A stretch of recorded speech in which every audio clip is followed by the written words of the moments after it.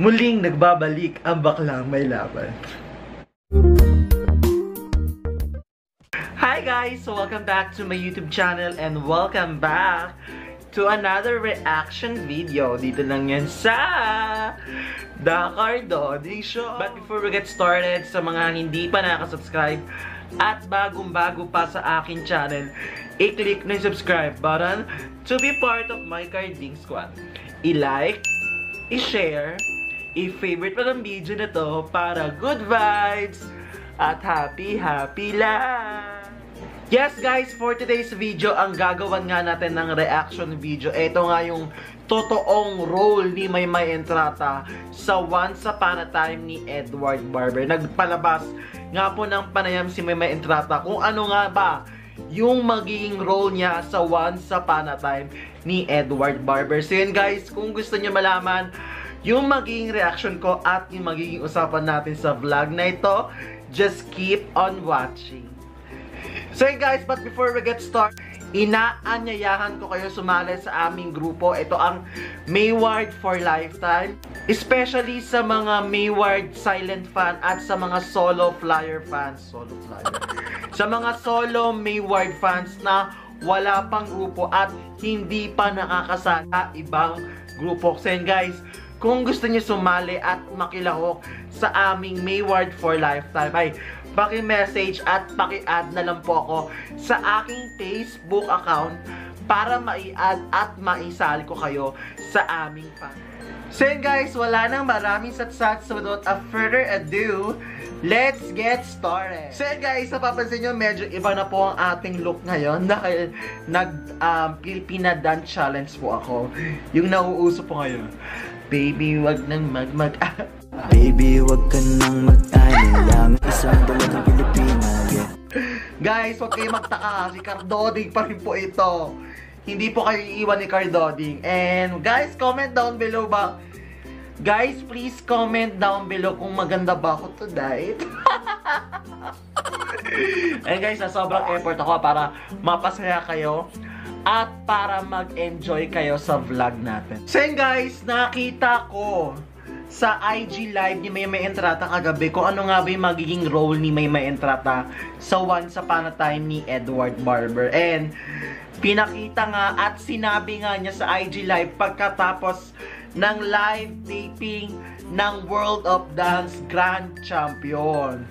Lingid sa ating kaalaman ay maraming ang ekspekulasyon kung sino nga ba ang magiging love interest ni Edward Barber sa Once Upon a Time. Pero kinonfirm po ng management ng ABS-CBN, especially sa mga admin, ng mga head admin ng Mayward, na wala pong magiging love interest si Edward Barber bukod kay Maymay Entrata. At eto nga yung guys, dito sa Once Upon a Time ni Edward Barber ay merong special partisipasyon si Maymay Entrata. Lingid sa ating kaalaman ay nagkaroon ng issue dati, di ba? Parang nagkaroon ng haka-haka na paghihiwalay na daw ang Mayward. Pero hindi yan guys. Syempre, tulad ng lagi kong sinasabi, artista sila, di ba? So kailangan nilang gampanan yung role nila as an artist. Kailangan nilang mag-grow individually, di ba? So kailangan kahit hindi sila magkasama ay dapat ganun pa rin yung suporta natin sa kanila kung ano man yung ibinigay natin nung umpisa. And some of the Mayward fans ay sana na-influence ko kayo at sana nabigyan ko kayo ng realization na tama na yung mga pinaglalaban natin dahil wala tayong magagawa kasi nga artista sila at umiikot sila sa mundo ng showbiz. So yun guys, mag-update muna tayo bago natin pakinggan yung sinabi ni Maymay Entrata sa kanyang IG live. So yun guys, yan guys, so pinakita ko yung picture ko sa gandang talaga, ito pala guys, nag-post si Miss Krenge Maybay at pinakita po niya yung mga behind the scenes with Maymay and Edward sa Once Upon a Time. Bali, inuuna na yung part ni Maymay Entrata kasi paalis na po si Maymay Entrata bukas. Lilipad ng Hong Kong para sa taping nila ng movie with Alden and Catherine Bernardo dahil bahagi po si Maymay Entrata sa pelikulang Tambalang Catherine and Alden. Makikita nyo guys, kahit saan sila magpunta ay hindi talaga mapaghihiwalay. Grabe, bongga. Diba? O, tulad nito, oh. Oh. Diba? Kahit saan sila magpunta, laging magkakbay. Diyos ko pa. Grabe, oh. Ang cute ni Edward, no? Diba? Cute niya. Ah, ito pa, guys. Ito pa rin nangyari. Ito yung nangyari sa ano? Sa Iwan Asap nung Sunday, grabe. Guys, please comment down below kung gusto nyo gawan ko ng reaction video yung dance number nila. Pak! Grabe. Oh, buti naka-cycling naman si Mementa. Hindi nakikita dito. Grabe guys, dolo, level up na sila. Oh my God. Oh my God. Pak! Alam mo yung parang parang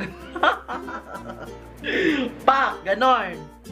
Diba? Grabe. Talagang every time na mag-perform talaga ang Mayward. Ito pa. Post din po ni Miss Krenge Maymay. Yung nakakakilig na moments ng Mayward sa Iwan Asap. Oh my God! Grabe, napaka-sweet talaga nila. Grabe, oh. Kung makikita nyo, tinan nyo, oh. Konting-konti na lang. Grabe na ito. Grabe, grabe. Grabe, napaka-sweet. Ito pa. Sorry, may nanalo na. Grabe, pati ba yung Sintra? Ayaw ipahawak kay Donnie, oh. Kitang-kita nyo, oh. Kitang-kita nyo. Bongga. Kitang-kita nyo, kahit Sintra ayaw ipahawak kay Donnie Pangilinan. Talaga to si Dodong na talaga napaka-protective kay Maymay Entrata. Ayaw ibigay ni Dodong kay kay Donnie. O diba? Kitang-kita nyo, ayaw talaga niya, oh. Diba? Okay guys, next naman tayo.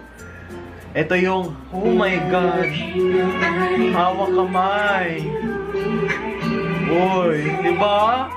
Huling-huli yung magjowa talaga. My God, grabe kayo. At ito nga pala guys, pinakita yung nakakaganda yung bagong look ni Maymay Entrata sa World of Dance. Yung may pabang si ate, o, diba?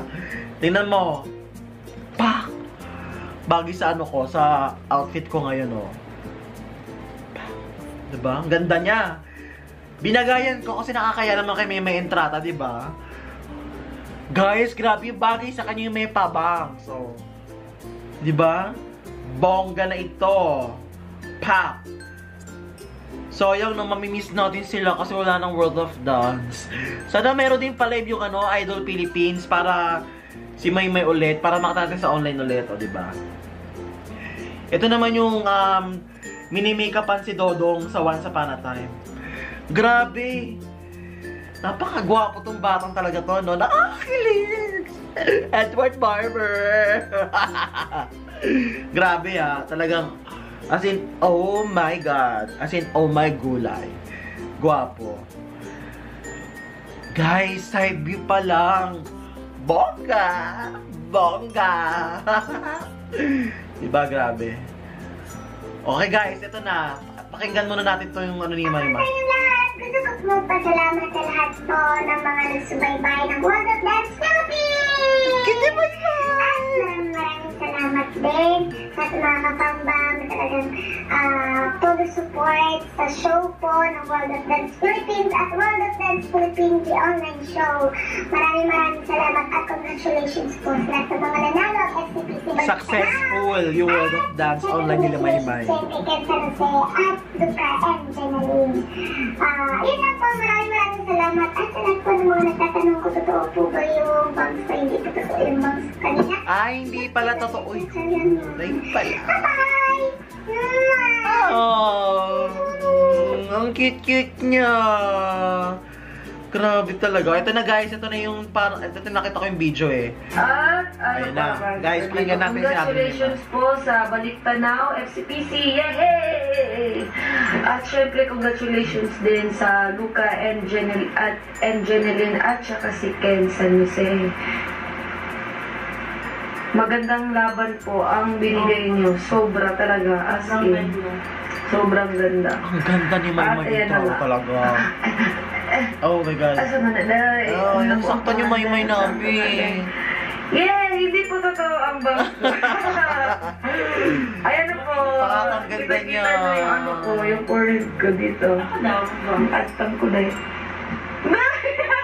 Huwag, bini! Sa'yo sa manad na yan.